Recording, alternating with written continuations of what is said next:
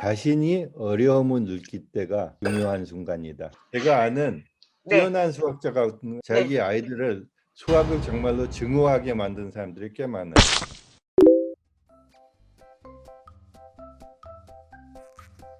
어려워서 지루해요? 아니면 쉬워서 지루해요? 어려웠어요. 어떤 내용들이 어려워요? 통분하는 거예요. 이게 0이 여기 있고 1이 여기 있는데 2분의 1은 어디쯤 가 있을까요? 중간에요. 중간이죠. 2분의 1이 중간에 있잖아요. 그렇죠? 그러면은 6등분 했을 때 그러니까 6등분 하려면은 어떻게 했었죠? 3등분하고 각 3분의 1로 나눈 부분을 또 2등분하면 6등분 됐잖아요.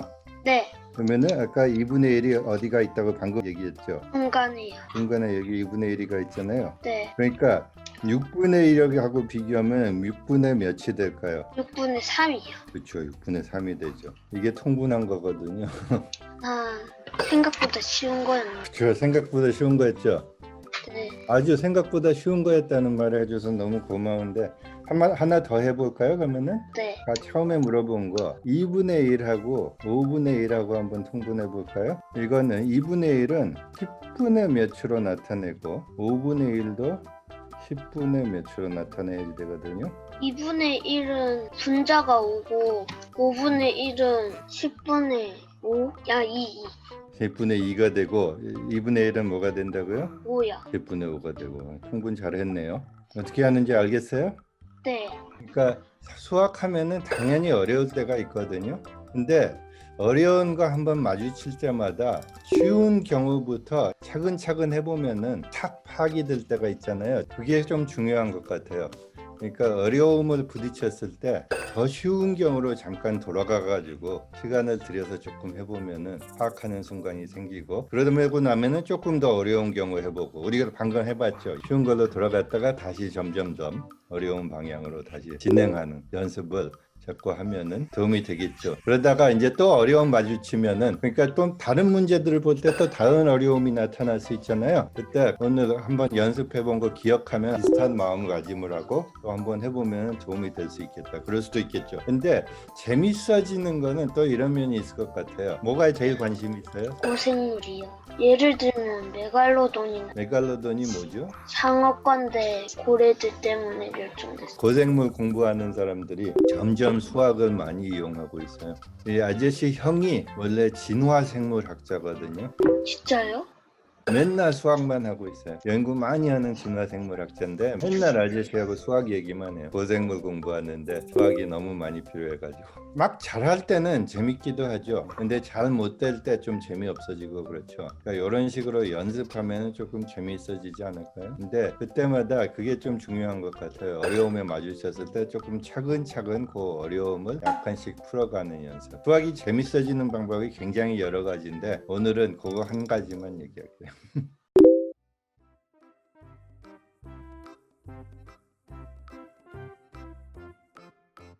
수혁이 학생으로 생각으로는 언제가 가장 중요한지 스스로 한번 생각해 본 바가 있어요? 엄마가 4학년 때 중요하다면서 4학년 때 좀 많이 시켰어요. 수학에 대해서 생각을 많이 하기 때문에 아저씨는 항상 중요하거든요.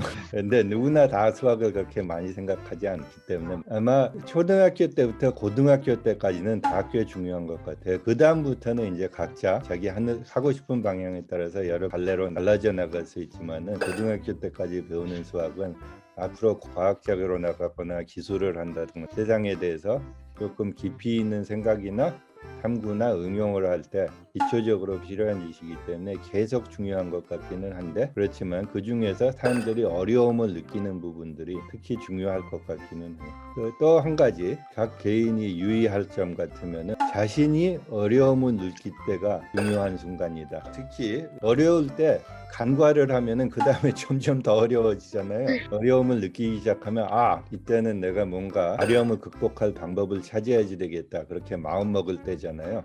그게 언제가 될지는 자신만 알 거 아니에요. 스스로 관찰하다가 조금 어려워질 때 재빨리 그 어려움을 체포하는 게 중요한 것 같아요.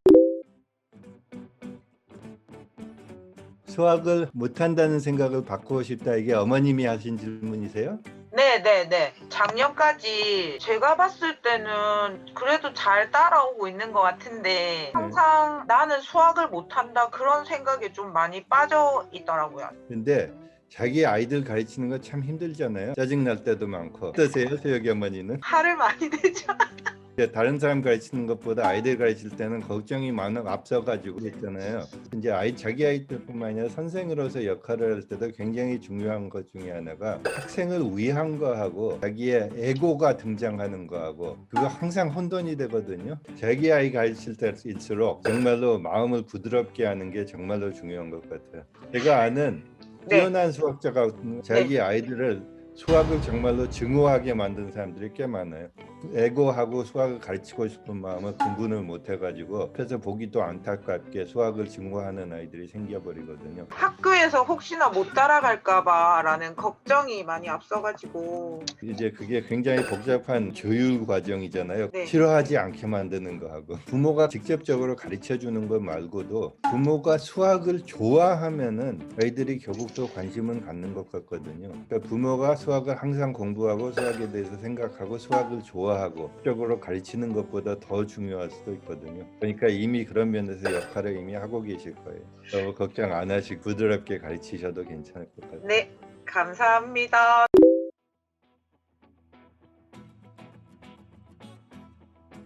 저도 그 질문 받고 나서 좋은 질문이다 그 느낌이 들었었거든요. 의문하고 질문의 차이에 대해서 혹시 인터넷으로 검색해 봤어요? 의문은 어떤 사실이 이상하거나 알 수 없어 또는 어떤 사실을 확실하게 믿지 못하여 가지게 되는 물음.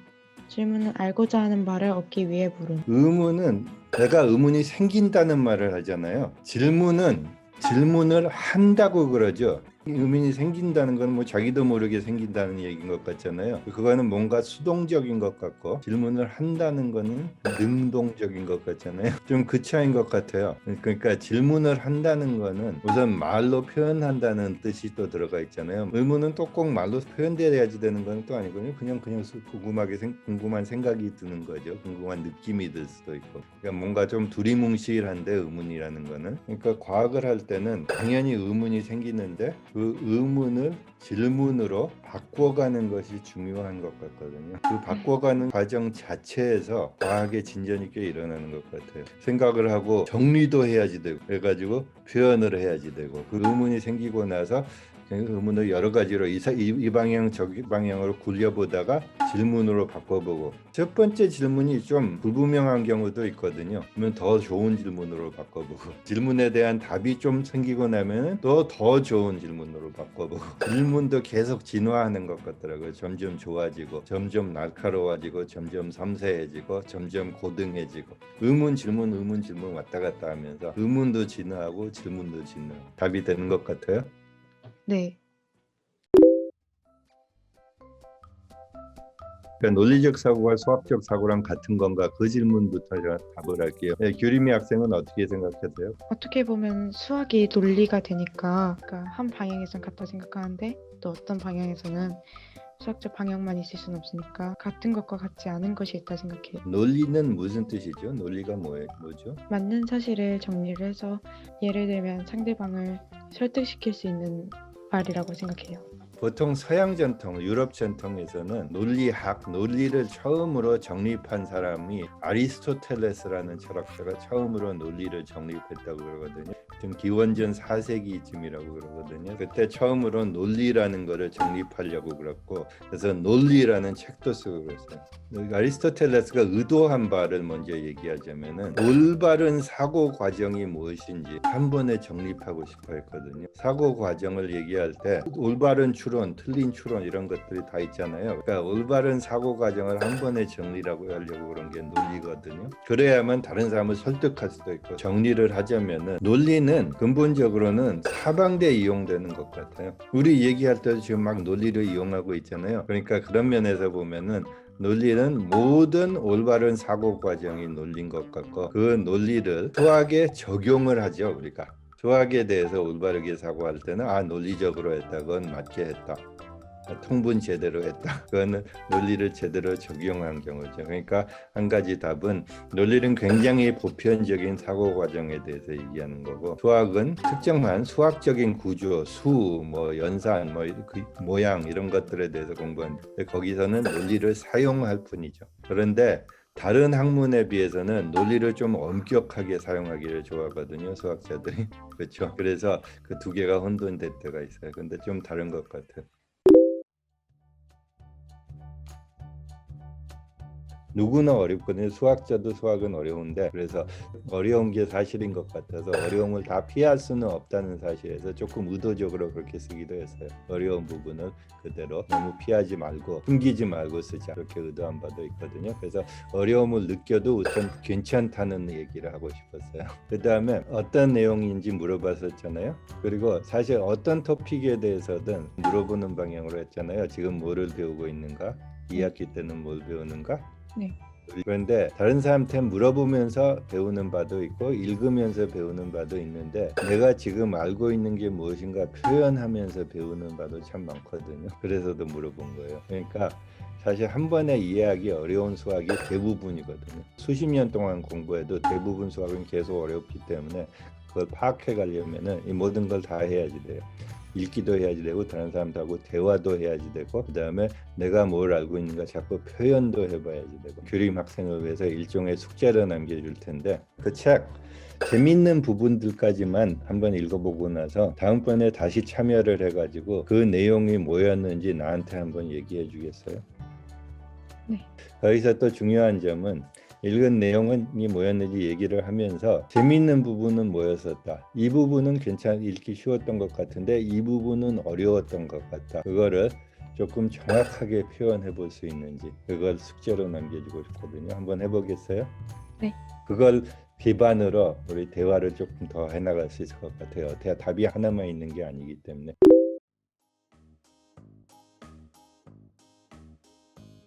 아주 훌륭한 질문이네요. 기초에 대해서 얘기를 할 때 건물하고도 비교해 보면 재밌는 것 같아요. 건물을 만들 때도 기초에 대한 얘기를 하잖아요. 기초가 든든해야지 된다. 건물을 지을 때. 근데 수학을 공부할 때도 건물 짓는 거하고 비슷한 면이 상당히 많거든요. 그러면 어디까지가 기초냐? 그래서 답을 하라고 하면은 건물을 얼만큼 높게 짓고 싶냐?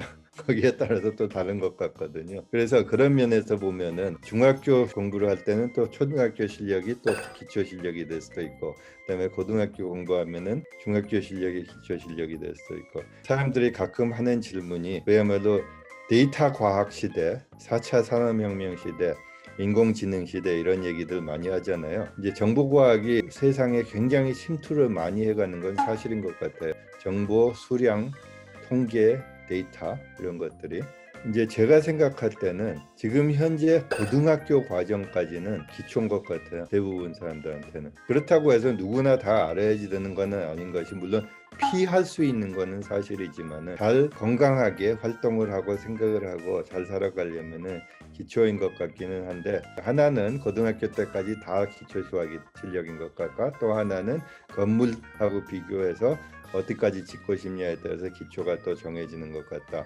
그런데 또 세 번째 답변은 기초가 뭔지 정확히 모르겠다. 왜냐하면은 제가 자주 강조하는 사실이지만 연산은 다 기초라고 조금 아까 동의를 하셨잖아요. 그런데 연산 실력 같은 것도 한 수백 년 전으로만 올라가도 상당히 고등한 수학이었었거든요. 기초가 전혀 아니었었죠.